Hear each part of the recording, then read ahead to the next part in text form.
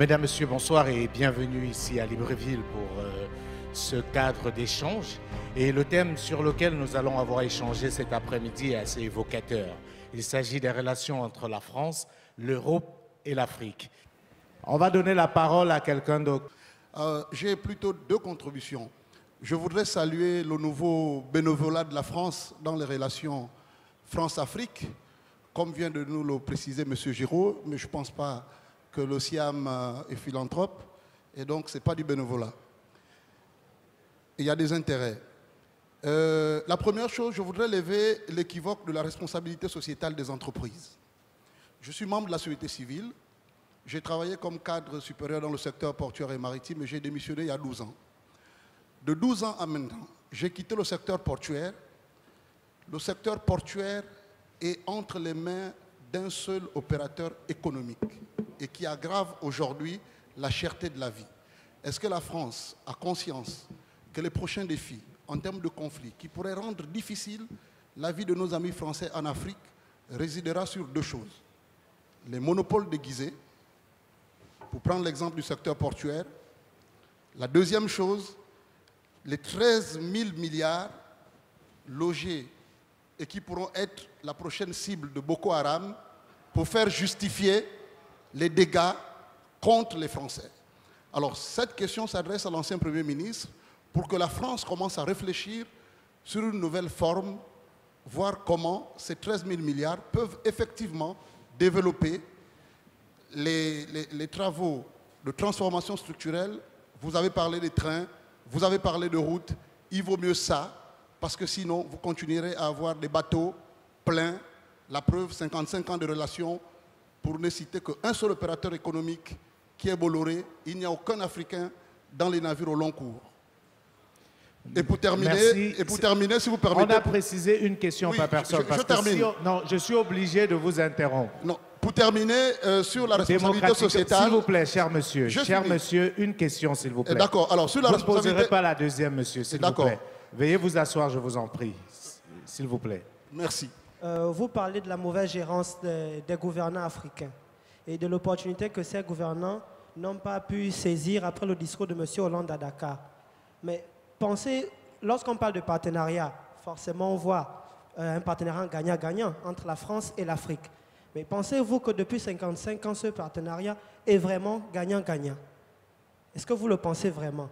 Parce que si vous dites que les gouvernants gèrent mal, c'est parce que depuis les 55 ans jusqu'à aujourd'hui, c'est cette même République française et ses dirigeants qui font en sorte que ces mêmes mauvais gérants soient toujours là, parce que ça a leur profit.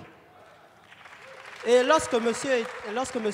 Étienne Giraud rebondit sur le fait que le partenariat il est gagnant-gagnant, parce qu'aujourd'hui, ils mettront en place un système sur la formation, peut-être parce qu'il a constaté qu'aujourd'hui, ils ont trop gagné, il faut qu'ils nous donnent un peu. Ok, ça je comprends. Mais, monsieur le ministre, est-ce que vous pensez que ces gouvernants peuvent vraiment faire changer quelque chose alors que la République française et ses dirigeants sont de connivence avec eux? Je vous remercie. Ma question s'adresse au ministre. Il a parlé de vision 2030. Ici, au Gabon, dans notre pays, nous avons la vision 2025. La question, c'est au niveau des termes même de l'émergence, en fait. Et M. Focam disait, en fait, c'est un terme qui est creux.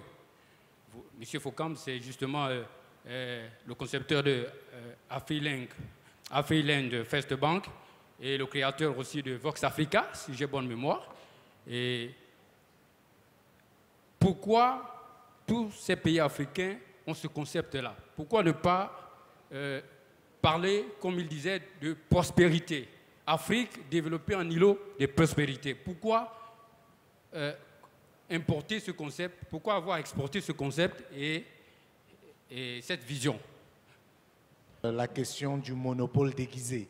Et je crois que notre ami qui a posé la question est allé droit au but. Il estime que, concernant le domaine maritime, le groupe Bolloré a un monopole sur l'ensemble, ou bien la plupart des ports, notamment en Afrique francophone. C'est une question qui dépasse et de loin le continent africain. C'est une question qui se pose dans beaucoup de secteurs à travers le monde et qui n'a donc pas de réponse facile.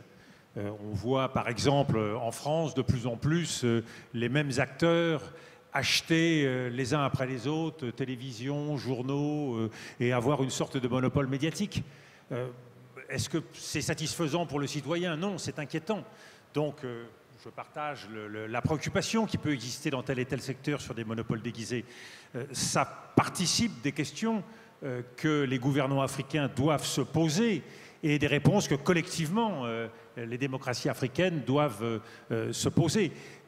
Est-ce que c'est aujourd'hui une question qui s'adresse au gouvernement français? Je n'en suis pas sûr, à la vérité.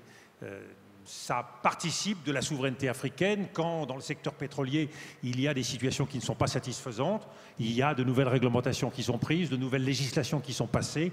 Voilà, les intervenants économiques français doivent s'accommoder de la souveraineté et des législations africaines, aux Africains de déterminer quels sont les monopoles ou les non-monopoles qu'ils souhaitent mettre en place et ouvrir le plus possible leur économie. Ça participe d'un choix démocratique pour chaque État.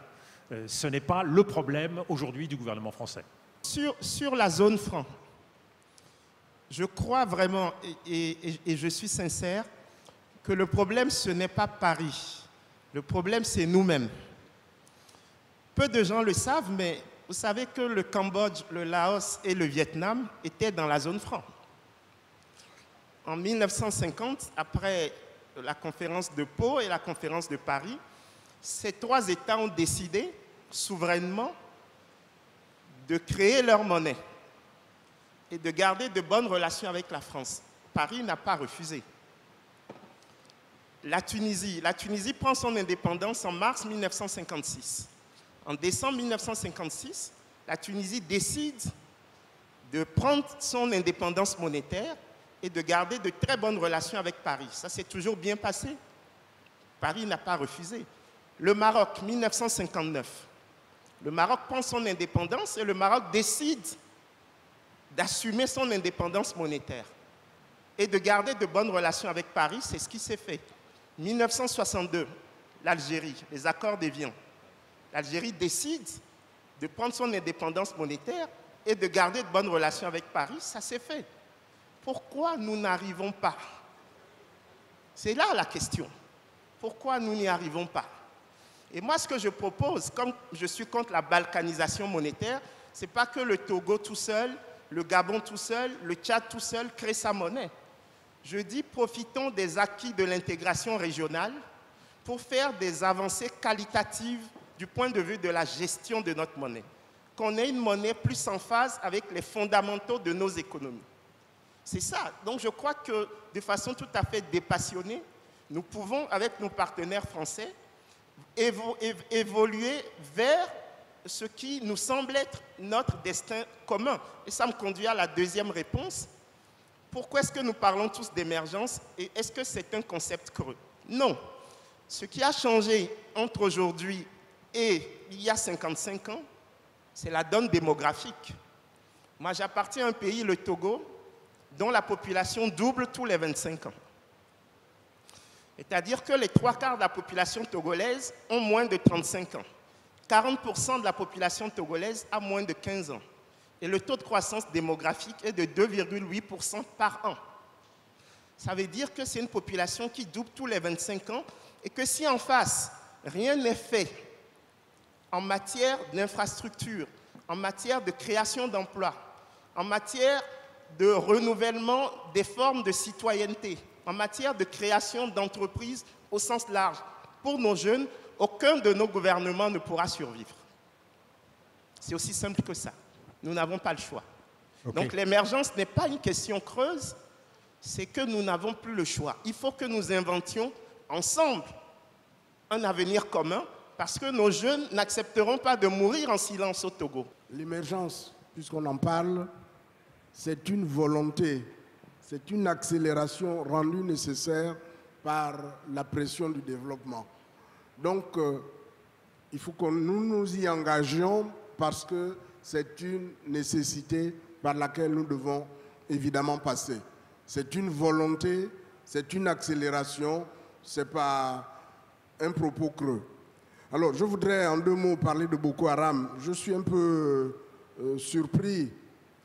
Le terrorisme, nous le savons, est un phénomène majeur, douloureux, qui endeuille des milliers de familles. Je pense qu'il faut en parler toujours avec mesure, avec raison. On ne peut pas, dans un débat comme celui-ci, balancer Boko Haram, menacer de Boko Haram parce qu'il y a tel ou tel sujet qui doit être réglé, tel ou tel problème qu'il faut résoudre.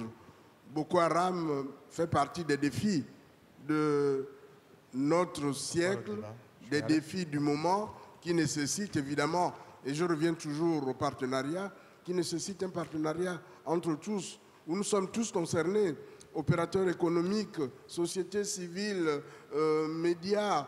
Donc, j'en appelle un peu à la mesure lorsqu'on aborde ces propos du terrorisme et qu'on les amalgame avec d'autres aspects. Je viens du Cameroun. Je vais commencer par le questionnement que M. Ndomche a eu au départ, en évoquant les différents complexes. Parce que je vais le lier à ce que mon ami Kako a cité comme le dernier avatar de la colonisation. Et je pense que la monnaie, le franc CFA, n'est pas le dernier avatar de la communication, pardon, de la colonisation. Mais l'avatar le plus pernicieux, c'est la langue. On ne peut pas l'évacuer. D'autant plus que nous savons très bien que toute langue porte une vision du monde. Et quand vous parlez la langue d'autrui, vous pensez dans la langue d'autrui, vous mangez en utilisant la langue d'autrui, il devient difficile d'évacuer ce que Ndomche a appelé le complexe. Parce que quand vous parlez la langue, vous avez une conception du rôle de chacun dans la société. Je voudrais me focaliser sur le thème qui est ici, 50 ans après les indépendances, un nouveau partenariat. 55 ans. Je voudrais poser la question à M. Dominique de Villepin. Est-ce qu'il est véritablement possible de tisser un nouveau partenariat entre la France, l'Europe et l'Afrique? Lors d'un voyage du président Ali Bongo à Paris, il disait ceci, je cite, « La France et le Gabon sont obligés de communier ensemble parce que les intérêts qui lient les deux peuples sont au-dessus de l'entendement humain. » Et on remarque au Gabon, on remarque généralement ici même en Afrique, que lorsque un président veut prendre des initiatives, lorsqu'il veut se démarquer, il y a souvent des problèmes qui s'en suivent. Je veux véritablement poser la question encore à M. Dominique de Villepin. Est-ce que la France a véritablement pris la décision de laisser les Africains avancer et donc de tisser un véritable nouveau partenariat? Parce que quand on parle de nouveau partenariat, c'est qu'il y a eu un ancien partenariat. C'est qu'il y a un partenariat qui existe dont on n'en veut plus. Je vais demander à M. de Villepin et les deux Africains qui sont assis. C'est que, est-ce que vous êtes sûr qu'un développement sérieux peut subvenir en Afrique tant que, d'abord, au niveau des constitutions des États africains, francophones d'ailleurs, il y a déjà des lacunes. C'est des constitutions importées de la France. Est-ce que c'est adapté d'abord à ces peuples africains? Il faut commencer par là. C'est la loi fondamentale de tous les pays. Tout ça, c'est importé de la France.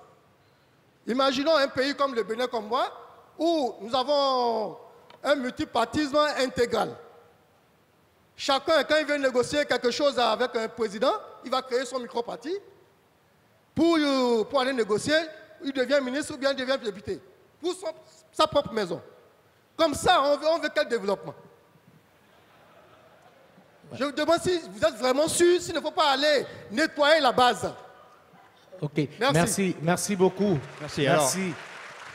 Je pense qu'on va donner la parole à Chantal de Transparency International et ce sera la dernière intervention avant que nous ne laissions les panélistes répondre aux questions. La question est adressée à M. de Villepin.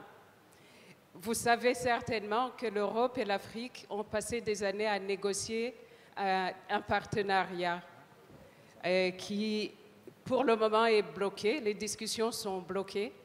J'aimerais savoir qu'est-ce que vous en pensez. Pourquoi ce blocage sur le partenariat? Parce qu'on réfléchit ici sur est-ce qu'un nouveau partenariat est possible, mais il y a une discussion en cours.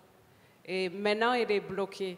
Pourquoi il est bloqué et qu'est-ce qu'il faudrait faire pour la débloquer? Et vous avez aussi dit que vous êtes probablement en France isolée par rapport à, si j'ai bien compris, par rapport à comment s'adresser aux questions de sécurité ou d'insécurité. Je ne sais pas si j'ai compris ce que vous ne pensez pas être la bonne chose, mais vous n'avez pas partagé ce que vous pensez qu'il faudrait faire. Néanmoins, les questions ont tourné autour du partenariat.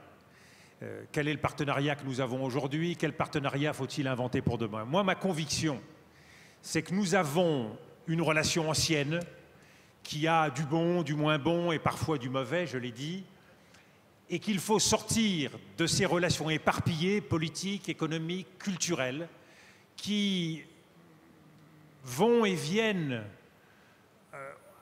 en fonction des gouvernements, des humeurs, des situations historiques. Et ma conviction, c'est qu'il y a une opportunité aujourd'hui que l'histoire nous offre, qui est la multiplicité des partenaires internationaux intéressés par le développement africain, parce que l'Afrique, aujourd'hui, est pleine de promesses, alors même que l'Afrique connaît aussi d'importants défis. Et ma conviction, c'est qu'il faut dépasser ces défis, le défi de la sécurité, le défi du terrorisme, le défi des migrations, pour transformer tout cela en chance. Et que ça exige une ambition beaucoup plus élevée qu'aujourd'hui. Aujourd'hui, nous avons des politiques vis-à-vis de l'Afrique. C'est vrai de la France, c'est vrai de l'Europe, d'autres pays en Europe interviennent en Afrique, mais ces politiques ne sont pas à la mesure du défi auquel nous devons faire face. Nous pouvons continuer à nous plaindre du fait qu'il y a trop d'Africains qui viennent en Europe, nous plaindre du fait qu'il y a des crises africaines qui ont des conséquences pour nous en matière terroriste en Europe. Si nous voulons répondre à la question, il faut que notre intervention en Afrique soit beaucoup plus massive pour changer la donne, et notamment beaucoup plus massive sur le plan financier, pour prendre à bras-le-corps un certain nombre de grands projets. Et je pense que le développement de l'Afrique aujourd'hui passe d'abord par le développement des infrastructures. Si nous sommes capables de faire en sorte que pour aller d'un pays africain à un autre, il ne faille plus passer par Paris, mais qu'on puisse aller facilement d'un pays africain à un autre, je pense que tous les Africains sont gagnants. Depuis 55 ans, le monde a changé. Le Gabon a changé, l'Afrique a changé, l'Europe a changé. Nous sommes dans les défis de la mondialisation. C'est pour cela que, pour ma part, je crois un partenariat nouveau tout à fait possible. Il s'agit d'en préciser les principes, d'en définir le contenu et d'y travailler. Je pense que, essentiellement, on pourrait, il me reste encore 15 secondes, on pourrait nous attacher à promouvoir la connaissance, être en phase davantage avec les aspirations des peuples, et puis lutter contre les stéréotypes. Parce que dans notre réunion de cet après-midi, il y en a eu beaucoup. Il faut les évacuer. Il faut les évacuer pour aller vers de nouvelles choses, vers de nouveaux défis, vers un nouvel engagement par rapport à ces défis. La France-Afrique, peut-être qu'on l'enterre ce soir avec Libération. Merci. Merci, M. Essobé. M. Giros, pour vos mots de fin. Je crois que nous sommes à l'ère d'un nouveau partenariat, en tout cas je l'appelle de mes voeux, Il s'explique, il est rendu possible par le nouveau contexte d'ouverture de l'Afrique, du multilatéralisme, tout ce qu'on a pu expliquer cet après-midi. Et je crois qu'il faut s'en féliciter. Et il y a eu effectivement pas mal de critiques qui ont été portées cet après-midi, mais il faut s'en féliciter car il y a urgence devant le défi démographique de l'Afrique et les attentes des populations. Nous ne pouvons plus perdre de temps.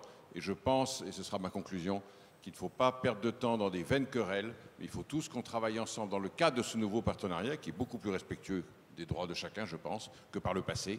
Et nous sommes tous ensemble dans une course contre la montre et il faut faire vite. Il faut qu'on assume ce que nous sommes. Moi, aujourd'hui, je suis chercheur à l'université d'Oxford, en Grande-Bretagne. Mais quand, dans la rue, j'entends des gens parler français, je me retourne vers eux. Ça veut dire quoi? Ça veut dire que j'appartiens à cette francophonie. Ce ne sont pas des choses qu'on théorise, ce sont des choses qui vous tombent dessus. Ça veut dire que nous appartenons à une destinée collective. Nous n'avons pas choisi. Nous sommes des héritiers, mais nous avons le devoir, en revanche, d'être les gestionnaires du patrimoine de nos enfants. Et je crois que c'est là notre responsabilité. C'est assumer ce que nous sommes, construire les voies d'un partenariat rénové, mais d'un partenariat gagnant-gagnant, un partenariat fructueux. Et dernière chose, soyons pragmatiques. Il y a un proverbe sénégalais qui dit « Il faut apprendre à écouter ce qu'on ne vous dit pas ». Nous n'allons pas réinventer la roue. Regardons comment ceux qui réussissent font. Qu'est-ce qu'ils font?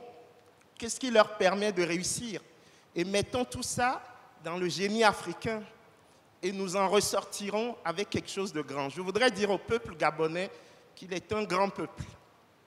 Quelquefois, il a tendance à perdre confiance en lui-même du fait des querelles internes qu'on peut connaître dans tous nos pays. Mais n'oubliez pas que vous avez un message pour notre continent et il faudra être dans les années à venir à la hauteur des espoirs que ce continent porte sur vous. Il ne nous reste plus qu'à remercier les différents intervenants. Et comme on parlait, et le public bien entendu, comme on parlait de rompre avec les stéréotypes, le Premier ministre de Villepin a parlé justement de ces Africains qui cherchent à tout prix à regagner l'Occident, et M. Essobe aussi l'a parlé. C'est peut-être l'occasion pour moi aussi de dire qu'il faut briser un autre mythe. Très peu d'Africains veulent aller en Occident, et c'est aussi l'une des preuves que le continent a changé. 92% d'Africains immigrent d'un pays africain vers un autre. Donc vous n'avez que 8% qui essayent d'aller ailleurs. Et ils ne vont pas tous en Europe, ils essayent d'aller en Asie, ils essayent d'aller en Amérique. Donc ça, c'est une donnée aussi qu'il faut briser. Laisser croire que ceux qui meurent tout le temps dans la mer représentent la majorité. Ils ne représentent même pas la minorité. C'est très important à le dire. Sur ce, je vous remercie infiniment pour votre attention. On voit bien qu'aujourd'hui, le franc CFA, tel qu'il fonctionne, est plus un frein qu'un levier du développement africain. Et j'ai donné quelques illustrations. Premier élément intéressant, c'est que nous n'échangeons pas entre nous. Nous échangeons tous peut-être avec la France, mais entre nous, nous n'échangeons pas. Or, l'intérêt d'avoir la même monnaie, c'est de faciliter les échanges. Et donc, cette stabilité monétaire de 70 ans, puisque le franc CFA est né en 1945, n'a pas engendré de prospérité réelle. Le volet symbolique de la chose, c'est que nous avons affaire à des gens, c'est-à-dire les gouverneurs des banques centrales, qui sont ce qu'on appelle des adeptes de la neutralité de la monnaie. C'est-à-dire des gens qui pensent que la monnaie n'a aucun impact sur le secteur réel d'une économie. Ça s'appelle des classiques, ça s'appelle des néoclassiques, ça s'appelle des monétaristes. Moi, j'appartiens à l'école de la non-neutralité monétaire. Des gens qui pensent qu'en mobilisant la monnaie, on peut faire émerger la croissance et provoquer le développement. C'est l'aspect symbolique de la chose. Mais ensuite, il y a un aspect réel de la chose. C'est qu'en tant qu'ancien ministre de l'évaluation des politiques publiques, j'ai pu constater que nos États, pour avoir un peu d'argent, sont obligés d'émettre des obligations sur le marché financier régional à 6,5%. 4 points de pourcentage de plus que les taux directeurs des banques centrales, qui sont de 2,5%. Ça veut dire que concrètement, nous risquons un problème de surendettement à terme si nous continuons à lever des fonds à 6,5%, alors que nos banques centrales pourraient nous donner ces fonds à 2,5%. Puisqu'une banque commerciale aujourd'hui peut emprunter à 2,5 auprès de la banque centrale et acheter à 6,5 les obligations des États. Et là, si les banques centrales s'engagent à payer aux États, à reverser aux États le gap entre les 6,5 et les 2,5, je pourrais dire que l'opération est neutre. Mais je ne comprends pas, alors que c'est une délégation de souveraineté, les banques centrales, qu'elles se comportent de la sorte comme si on était l'Allemagne. Je comprends que l'Allemagne est une monnaie forte, que sa compétitivité se fonde sur la qualité. Mais nous avons une compétitivité qui se fonde sur les prix parce que nous exportons la matière première. Et donc, de ce point de vue, je crois que les banques centrales ne peuvent pas se dédouaner de toute responsabilité par rapport à ce qui se joue actuellement. Je ne dis pas qu'elles sont seules responsables, je ne dis pas que la monnaie est le seul problème, je dis que dans une approche systémique, on ne peut pas avoir un tabou qui serait la discussion sur la monnaie, alors même qu'on nous autorise à penser agriculture, à penser transport, à penser budget. De quoi ce tabou monétaire serait l'expression? La difficulté de la croissance africaine, c'est qu'elle repose d'abord sur les matières premières qui ne sont pas créatrices d'emplois. Il faut donc qu'il y ait l'émergence d'une classe moyenne et des entreprises de transformation qui se créent en Afrique. Et donc si elles peuvent livrer leurs produits en free, en droit de douane libre, en Europe, eh bien, ça fera des marchés pour eux. Donc certes, c'est un pari à prendre, qui est celui de la mondialisation, mais il faut que les Africains le prennent. D'ailleurs, ils sont assez forts et astucieux pour le gagner. Les citoyens, représentés ici par la société civile, ont cette vocation de contrôler l'action du gouvernement. Lorsque ce contrôle n'est plus effectif, nous sommes dans une situation de régime totalitaire, de régime où le peuple est bâillonné. C'est ce genre de dérive que nous dénonçons, où les pouvoirs se comportent de façon arbitraire, où les pouvoirs s'éternisent. Nous sommes comme fondamentalement contre, si vous voulez, ce que nous appelons la durée au pouvoir. En Afrique centrale, de façon générale, la moyenne au pouvoir, c'est 30 ans. Et les régimes sont constitués de familles qui s'éternisent au pouvoir, qui confisquent toute possibilité, toute velléité d'expression démocratique, toute possibilité d'alternance. Nous luttons contre ça. L'Afrique évolue. Les pouvoirs qui pensent qu'ils vont s'accrocher au détriment de la Vox Populi, je crois que ces pouvoirs n'ont plus le lendemain. Le pouvoir est en train de, avec les réseaux sociaux, les communications qui ont évolué, les médias classiques ne sont plus ces médias qui sont regardés. Parce que vous avez suivi, il y a eu un débat sur la télévision nationale. Combien de Gabonais regardent la télévision nationale? On est sur Vox Africa, on est sur les autres, on est sur les réseaux sociaux, Twitter, Facebook. C'est là où les débats se font. Et c'est le lien avec toutes les populations. La révolution est en train de se faire. Ça a commencé dans certains pays comme le Burkina, comme le Sénégal et autres. Mais c'est en train de venir en Afrique centrale. Donc tous ces pouvoirs vont être balayés. On ne peut pas, nous, faire des recommandations à la suite des débats, parce qu'ils sont contradictoires. Donc on a des gens de droite, de gauche, des gens qui sont pour le gouvernement, d'autres qui sont contre. Ce n'est pas à nous de faire la synthèse entre tout ça. On ne va pas se mêler de ça. Ce qu'on espère, c'est que la parole libérée joue un rôle pédagogique auprès de l'opinion, en montrant que dans les conditions qui sont les nôtres, c'est-à-dire respect de celui qui n'est pas d'accord. On réunit des gens qui ne sont pas d'accord et on les oblige à se respecter. Alors, ils le font volontiers souvent, hein. Et ça, c'est une très bonne pédagogie, je pense.